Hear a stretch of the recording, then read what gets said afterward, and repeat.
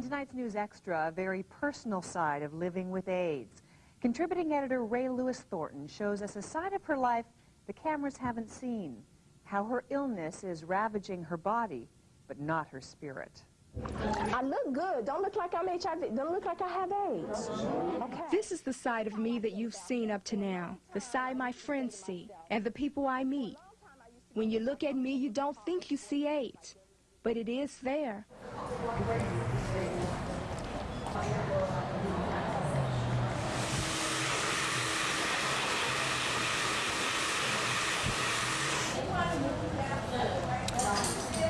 And the girls that go natural, good for them, but I can't do that. I need the hot ants.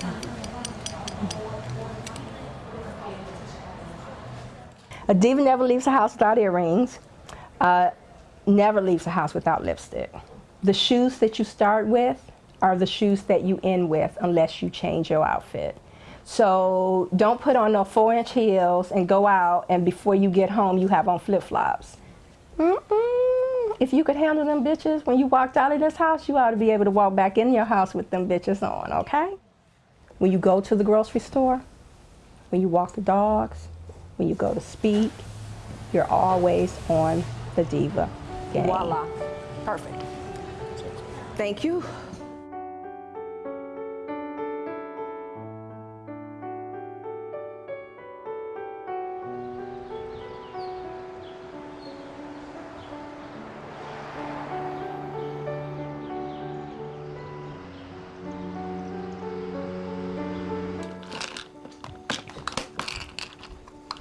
Shoot.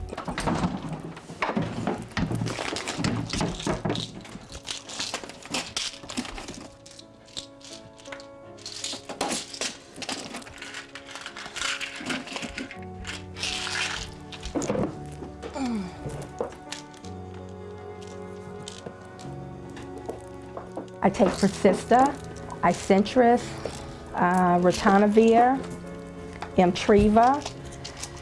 Those are my 4 HIV cocktails. And then I take Acyclovir for herpes, Zoloft for depression, and that's about 15 pills a day. I had unprotected sex with a partner that I was seeing monogamously, and he infected me with HIV. It was very early in the AIDS epidemic, so he, safe to say, didn't know that he was infected with HIV when he infected me. I organized the blood drive at my job, baked cookies, the Red Cross came out.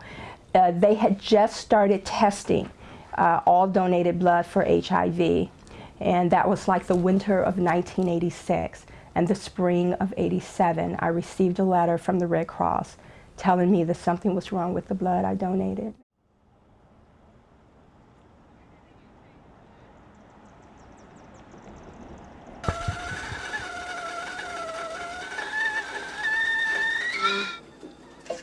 Jesus. You gotta see you gotta see all this tea up in here. Okay, I'll show you. I'll give you a bite that I did like. What is that? Here we go. It smells good. It's like cloves and Ray is definitely a diva.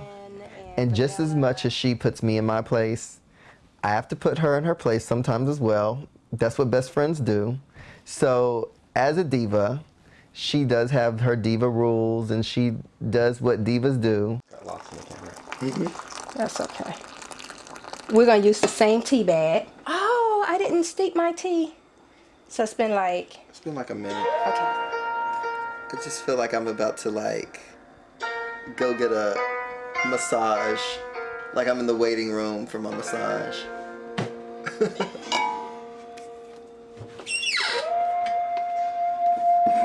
What are you drinking? I'm not a mean-spirited diva. I just like to be fabulous. People expect me to be in public looking great because it's like, yes, she's doing it. She's showing people that you can look great with AIDS and you can be fabulous with AIDS, and you know, but I'm like this in all areas of my life. I mean, I use cloth napkins. I mean, I don't really eat out of paper plates. I mean, if I got to, I will. but it's not my preference. The first time Ray and I met, we were in a political theories class together, and the class allowed for a lot of discussion and argument, and she and I had come from very different backgrounds and beliefs. We honestly butt heads when we first met, and we're not friends. The next semester we had another class together, and we had like a meeting of the minds, and just from then on just became the best of friends.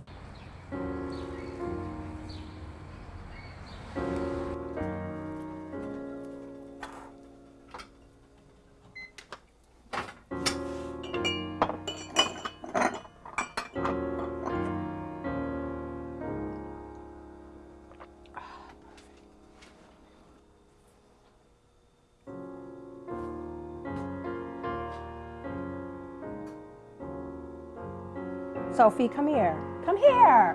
Why are you stressing? Get over here. Come here.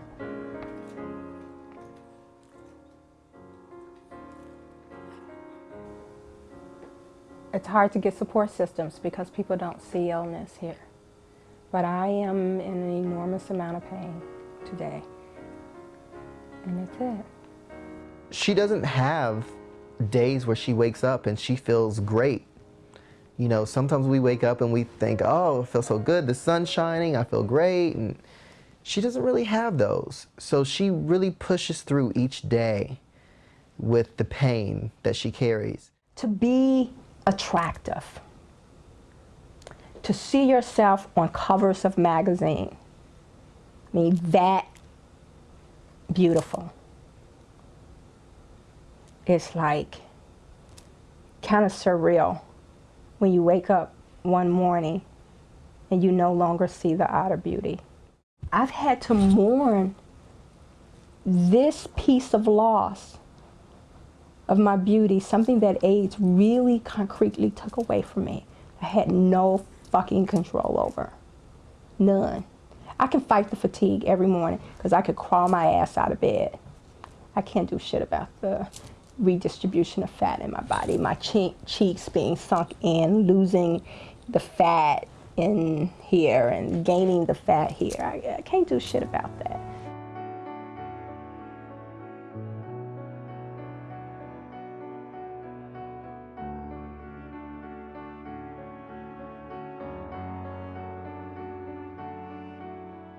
I went to the telephone and I called my doctor, Marge Cohen, who's my physician for 19 years.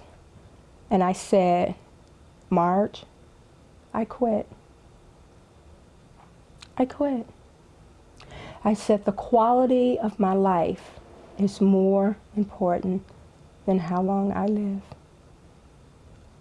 I can't do this anymore.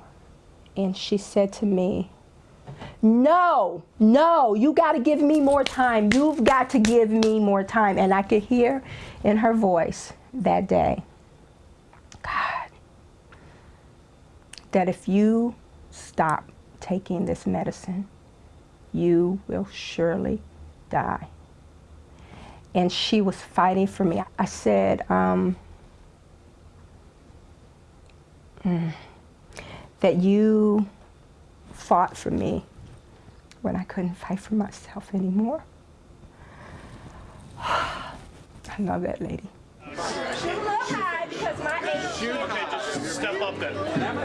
Stop. Wait. Oh, wait, I wasn't there. There you go.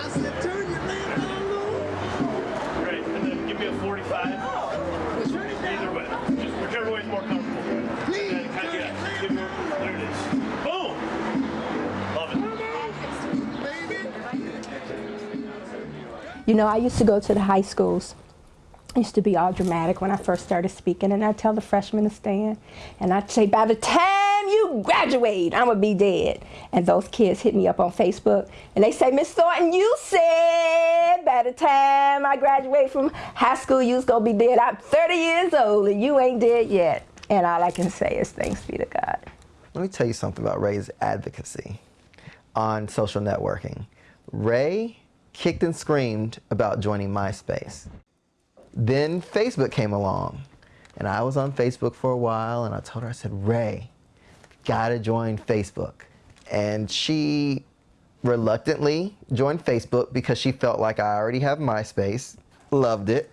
I understand. Then Twitter came, and I said, Ray, I know I got you to do Facebook, but you gotta get on Twitter. When she finally started to be active on Twitter, now Twitter is like everything for her. When I had a young man say to me, reading your tweets and your blog prevented me from committing suicide. It's like, wow. She wants to be on the cutting edge, and she wants to continue on with her work no matter what direction it takes. I'm not the only woman like me with AIDS. I may be the only woman like me with AIDS who's willing to talk about it publicly.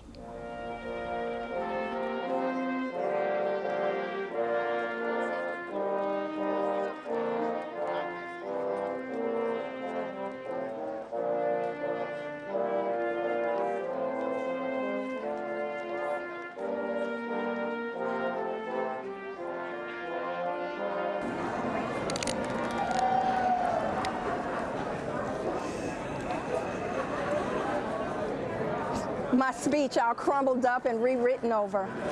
I'm so honored to receive this award. Never in my wildest imagination would I receive that I would believe that I would receive such an honor. I grew up in a house where I was told, and I quote, "You ain't never gonna be shit." My mother wrote me out of history, but today my life and work has been sealed permanently in the history of my wonderful alma mater, Northeastern Illinois University. Thank you. Thank you for seeing the worth in me that my mama could never see. Thank you. Thank you for recognizing my life and work in HIV. But at my baseline, I understand that you cannot sugarcoat shit. You cannot save lives sugarcoating shit.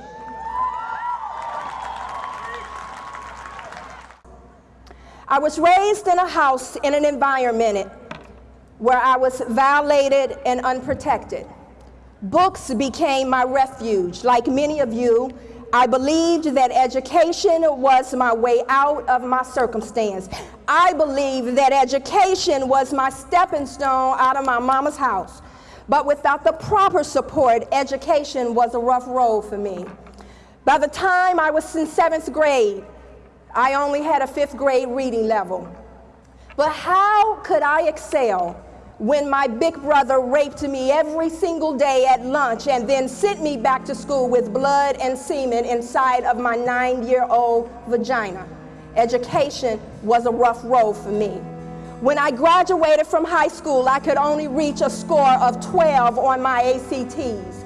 But how could I truly learn with mama beating me out of the bed in the morning at 5 a.m. to find her hairbrush, and I would still had to turn around and get to class by 8 o'clock? Education was a rough road for me.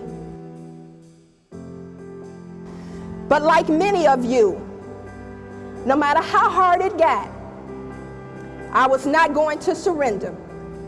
Failure was not an option this time. My childhood had robbed me of a proper foundation for education. But now, older, wiser, and more determined, I was not going to allow HIV to rob me. She's been through a lot.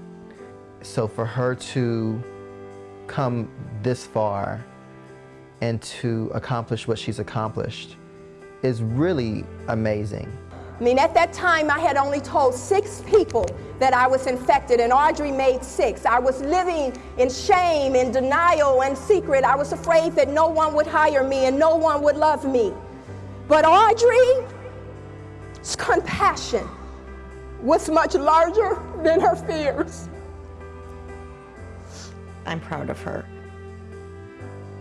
You know, every day she may be, you know, as sick as a dog, you know, just feeling horrible.